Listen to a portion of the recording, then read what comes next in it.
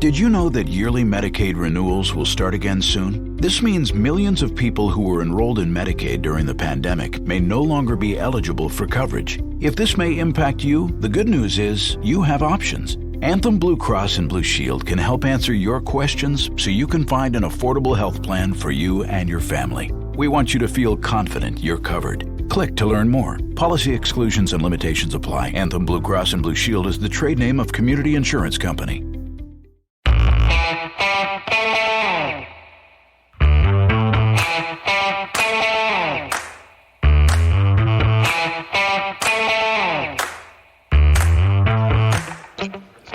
Hi, folks. Welcome to another episode of Film Study. This is Ken McKusick. We're here to continue our series of That One Play. And the one play we're going to talk about tonight is a great one. Corey Graham's Pick-6 early in the Mile High Miracle game. And the man who picked this is a veteran of this show. Been on probably about 5 episodes by now. Brad McGowan. Brad, how you doing? I'm doing great, Ken. I miss watching the Ravens every weekend, but, you know, the season comes to an end one week or another. It's always kind of abrupt when it does. Tell folks where they can talk football with you online. Sure. I'm on Twitter at MC Bradley. And I don't tweet a whole lot, but during the Ravens season, I like to give the community a follow and chime in from here from time to time. All right. Outstanding. So talking about definitely a cool play. And I think most people remember the Mile High Miracle. This play and his second interception in the game have kind of a similar relationship to Ray Lewis's Pick-6 against Tennessee in 2001 and the block kick and field goal return in that same game. The block kick and field goal return, tremendously important play, much more important than the others. I would not claim the same for the Mile High Miracle. Mile High Miracle itself was an incredible leverage play for the Ravens, but this play earlier in this game was a big one. And let's set the stage a little bit in terms of where this team was. They lost to Denver in the regular season and pretty one-sidedly. Yeah, they really got smoked. And I remember going into that game, they were thin at middle linebacker, and Brendan Ianbadejo and Josh Bynes actually started in the middle of that, of the defense. Defense played fairly admirably. Flacco had a number of turnovers, and it was the game right after they had fired Cameron. And as offensive coordinator, and Jim Caldwell was taking over on a short week after being installed. And it was a really pivotal time of the year. And they really came out flat in that game. Yeah, a lot of players sat out that game with injuries. So I think the Ravens kind of knew going into that they were a low probability to win at Denver, one of the strongest teams in the AFC, of course. And they were hosting the Ravens because of that. And they certainly played up to it on that day. And going into this game in Denver, the thing I remember about it most is just it's the coldest I've ever been. Extended game, obviously that will help with the frostbite conditions, but just penetrating wind, below zero wind chills. I've never been in a colder experience. Even that awful game this year, which was the coldest ever in Baltimore, doesn't really compare to it. Some other playoff losses playoff games, including the win at New England in 2009, were similarly cold, but not nearly this cold. And this one, it was, you felt it in your feet, you felt it in your hands at the end of that game. I can tell you that. In rewatching the game in preparation for this, just watching the players on the sideline, it looks frigid. Now, Peyton Manning already kind of had a noodleish arm. He was at the end of his career. So kind of playing out the string is the wrong word, because he did lead Denver to a very big offensive year the next couple of years, I believe. But in 2012, particularly in cold weather, they made a big point to say how he'd been sticking his hand in an ice bucket to practice for this game and then throwing passes. And he did not have much on whatever he threw that day. He depended on accuracy, but there was not a lot of velocity there. Certainly the cold played in Baltimore's favor that day. And something you've touched on many times is how Flacco throughout his career tended to be a bit more weatherproof than some other quarterbacks. And he had a day this day. Yeah, I agree. I think that's certainly something we've noticed over the years. Ravens 9-point underdogs in this game. You made another interesting point to me before that I want you to be the one to introduce it, because if I introduce it, it'll be like, oh, he's just doing his old diatribe here. Yeah. So the reason that I pick this play and why this play is so pivotal to me personally is I think this was Harbaugh's 5th season with the team, 4th or 5th season, and they had gone to the playoffs every year, but they'd been sort of on this perpetual treadmill of losing in the division round. They'd made the AFC title game twice during that run, but they'd lost to Ben Roethlisberger and lost to Tom Brady. And going into this game, they had only ever beaten Peyton Manning in twice, once in 98 and once in 2001. And they hadn't beaten him since in the playoffs or in the regular season. And so I viewed them as a fan as they were a good team that made small adjustments going into each season. Maybe they would make a splash in trading for an Anquan Bolden, but even at that time, Bolden, when they traded for him, wasn't, was considered not quite in his prime and more of a, towards the back half of his career. And so they were competitive every year. They would give you a fight, but it had gotten to the point for me as a fan where going into the playoffs, I wasn't expecting them to make a run and it to the AFC title game again, much less make it to the Super Bowl. In a lot of ways, I think they are the poster child that you put up if you're on the season ticket holder side of the fence and you want to. Well, I call that. I want a winner every year. I want a postseason team every year, and we'll take our chances with the lottery ticket that accrues from that strategy. Yeah, I've heard you say that several times, and I think so much goes into having a successful team. And what this team taught me is, you're competitive every year, sometimes the breaks will go your way. And this was certainly the year for that. It was. I mean, Flacco obviously came to play at the right time, but Lardarius Webb was probably the team's biggest loss this year, and he was lost in week 5, I think it was, early in the season anyway, to Dallas, might have been week 6, with an injury that took him out for the entire year. He was the best cornerback in all of football in 2011, bar none. Revis was still around, but Webb had a 42 passer rating against. He had, I think, 8 or 9 picks, including the postseason when he dominated the receiver for the Texans, not Hopkins, the other guy who was before him, Andre Johnson. Okay. And it just had been fantastic. And so they lost their best defensive player, one might argue, at that point. Reed and Lewis were both in their final season as Ravens, so they weren't really that anymore. And then they lost Ray Lewis, of course. And that might have been even in the same game, but it was, I believe, against the Cowboys. Yeah. So it was a pretty horrible win for the Ravens as things went. As you look at that team, though, certainly not the best of those 5 Ravens teams. And I would even say, just from a standpoint of the talent on the team and what was really there, particularly entering the playoffs, probably the worst of those 5 teams. The 09 team had great offensive line, and even though they went 9-7, I like them a lot better. Yeah, I mean, they've really caught lightning in a bottle. And the playoff run, during the playoff run, a lot of guys stepped up and made plays, but really Flacco played out of his mind for 4 games, and that was the difference. A couple guys in the secondary came to play in the postseason. One of them, Corey Graham, and we'll talk about him in just a second. The other, Jimmy Smith, who came back to be really the MVP defensively for the team in the Super Bowl. But let's talk about Corey Graham a little bit, because he was probably the Ravens' defensive MVP on this day. Absolutely. And, he had been drafted by the Bears, was a 5th round pick. And for most of his career in Chicago, when he played out his rookie deal, he was a special teamer. He had made the Pro Bowl the year prior as a special teamer, and Baltimore brought him in the offseason. They gave him a 2-year contract for $4.2 million. And as a special teams guy, it seemed like a lot of money. One of the things Harbaugh has always valued are special teams guys. The Ravens have had a number of core special teamers throughout the years. The thing I especially loved about Graham is not only was he excellent as a special teamer, but he was really able to step in and be a major part of that secondary down the stretch that season.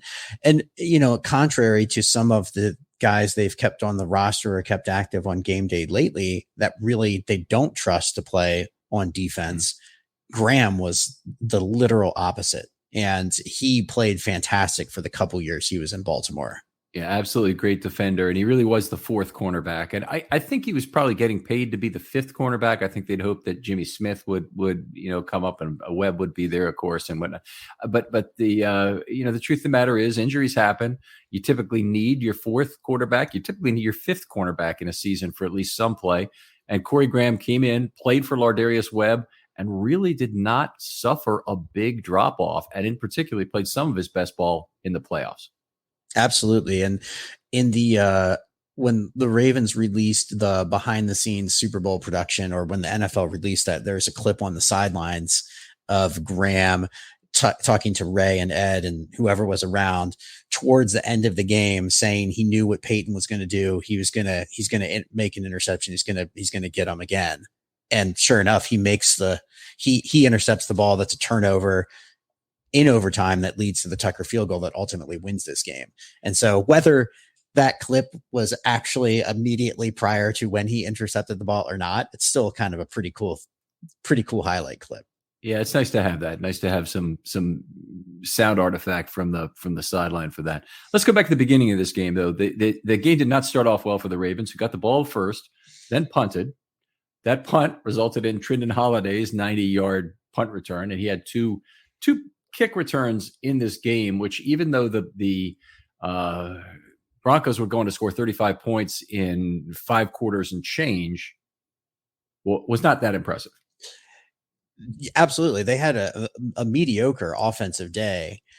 But the point about these kick returns, there's an interception return for a touchdown. There's multiple long passes for touchdowns. There's great plays on defense, double overtime game, a last second Hail Mary that ties the game, sends it to overtime.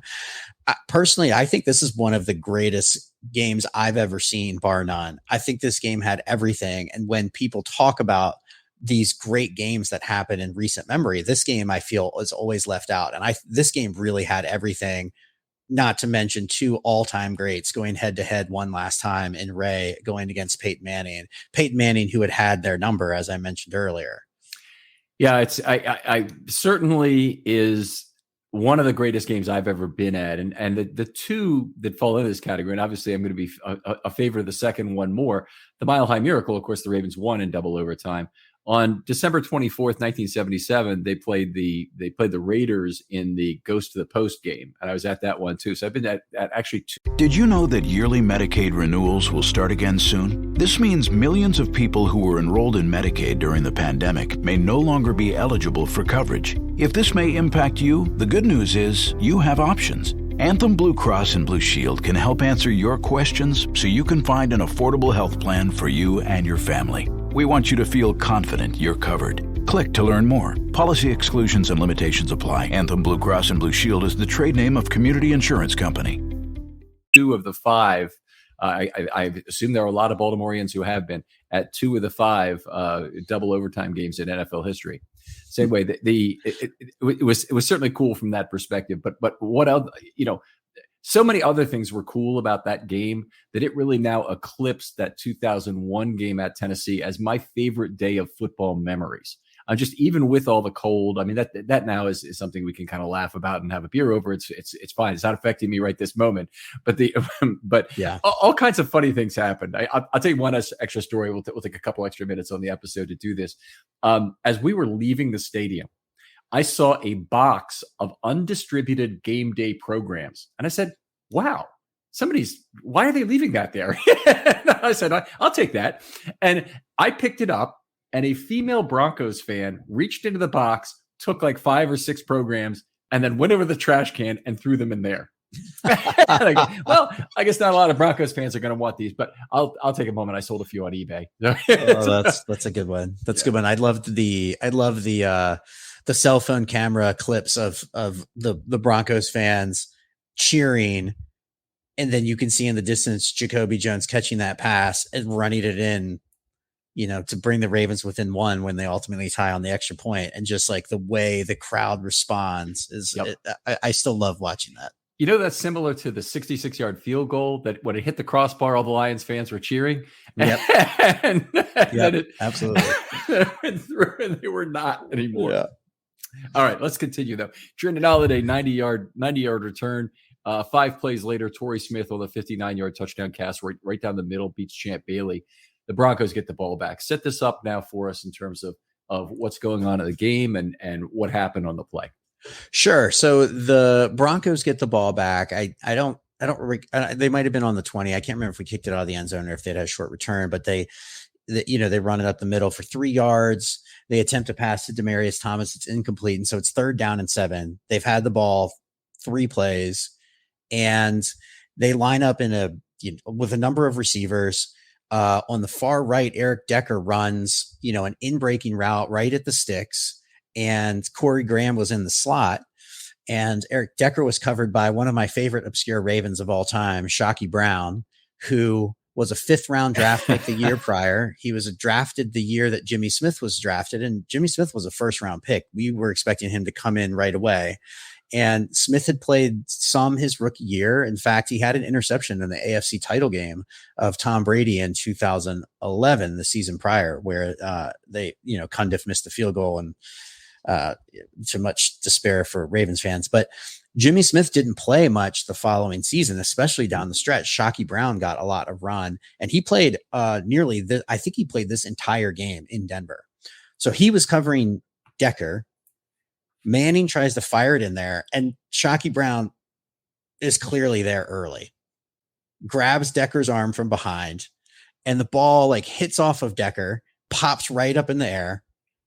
Ray is looking up, and all of a sudden Corey Graham grabs it, and boom, he's off to the races. You see Ed Reed immediately just bolt right after him. And all of a sudden, I'm sitting on my couch at home expecting to witness with my wife Ray Lewis's last game of his career. I did not have a lot of hope going into this game, and this game could not have started worse.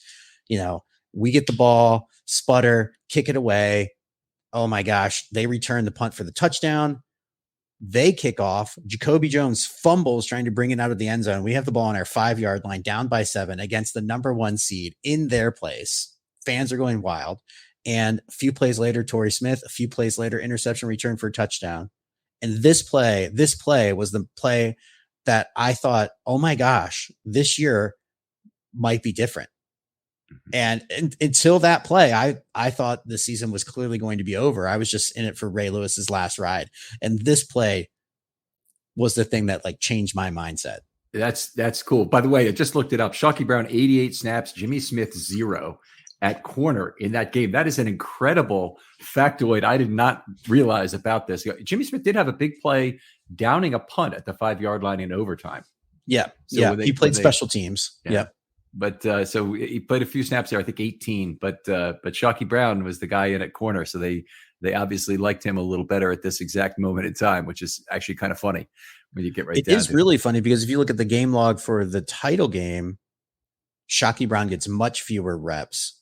Jimmy Smith starts playing. And then in the Super Bowl, I think Shockey Brown only plays 20% of the snaps or something. I was looking at it before, but for whatever reason, against the Colts and against the Broncos in that playoff run, Shockey Brown was their outside corner they relied on for the entire game.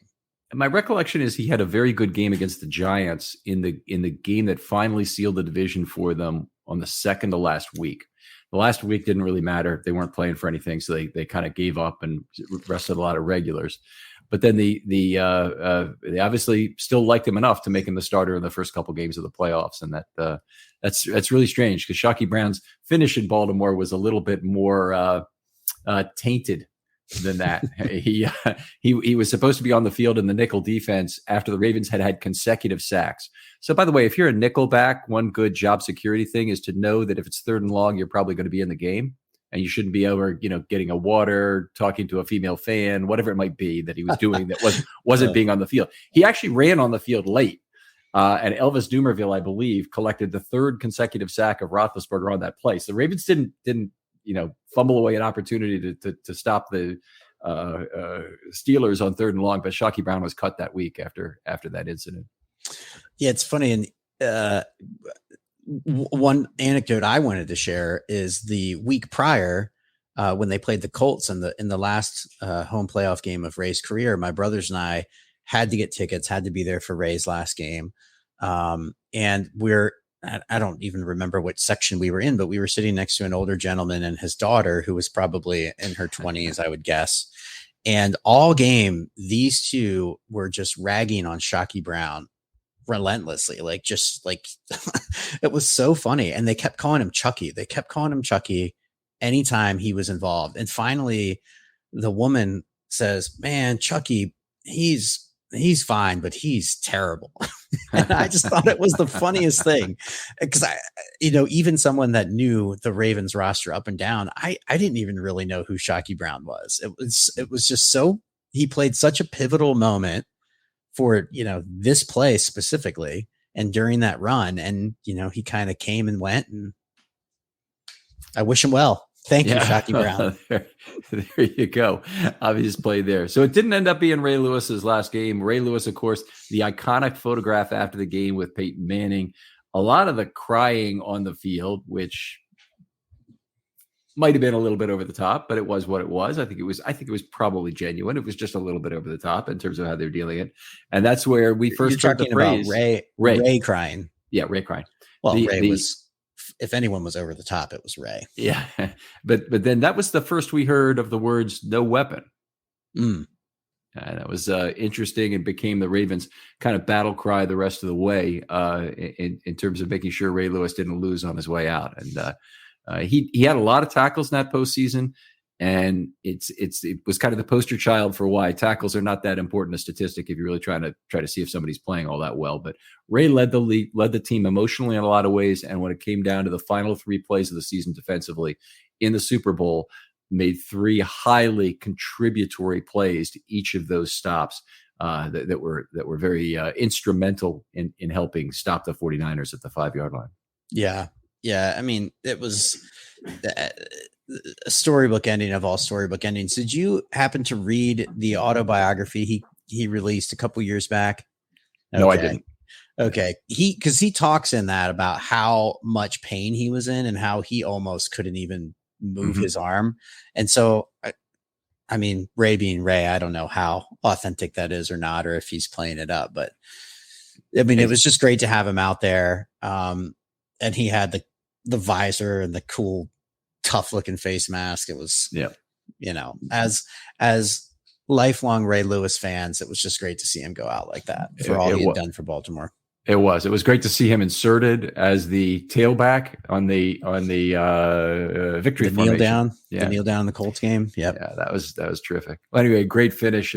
And Corey Graham, let's not lose him in all this, because his contributions as a Raven, he's one of the free agents that the Ravens have signed over the years that way outperformed his salary. And that does not happen all that often with free agents. Usually you get some degree of underperformance, but you're okay because your cap has to be spent on, point value for certain free agents. And you're usually paying over a period of years. In Graham's case, bargain free agent who was worth, 10 times what he made. Absolutely. And I think he was in Baltimore for 2 or maybe a third year, but then he signed a pretty big deal to go to Buffalo and played pretty well with Buffalo for a number of years. No, he actually stayed in the league longer than I had recalled, but he's still playing in the league in 2018. So ended up playing 12 seasons in the league. He'll have a nice pension and benefits to go with that. And he was a very good player. So certainly the Ravens in a lot of ways got the cream off what he had to offer, but it's still very nice. Yeah. Anyway, it's just terrific talking with you about this, Brad. You're obviously somebody who's very connected to this particular event emotionally and in terms of the history of it. And I appreciate you coming on. Tell people one more time where they can contact you online. Sure. I'm on Twitter at MC Bradley. All right, it's at McBradley. Yeah, so, I must have signed up for Twitter early enough where I still got one of the good handles. There you go. So other folks out there, if you'd like to do a film study short, particularly of that one play, hit me up with a DM on Twitter. Tell me what the play is. I'm also suggesting a few every day in Twitter if you look for this, and people have been just taking 1 or 2 of those if I suggest 5, and that's another way to get an idea for one. But I'm particularly interested in people who have a play before 2000. In a lot of ways, we treat the years of 1996 to 1999 as the crazy older brother or a crazy older uncle of the Baltimore Ravens. In truth, it's all Baltimore Ravens history. We want to talk about all of it. And in particular, if you've got one of those older memories, those are pure gold, and I'd like to include them. Brad, thanks again for coming on. Absolutely. Thanks, Ken. And we'll talk to you next time on Film Stuff.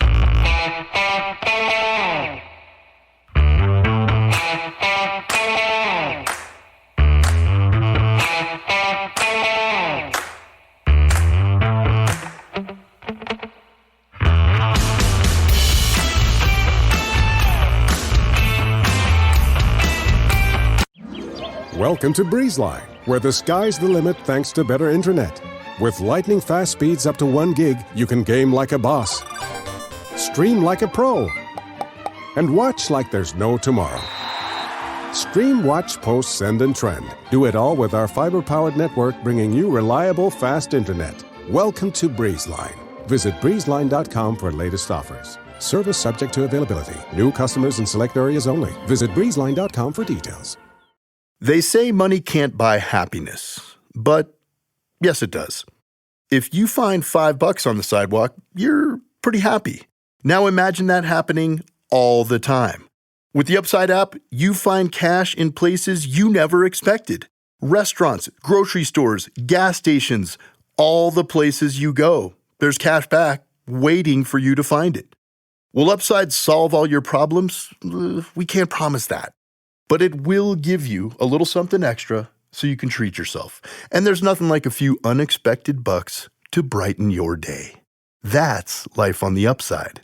Download it today.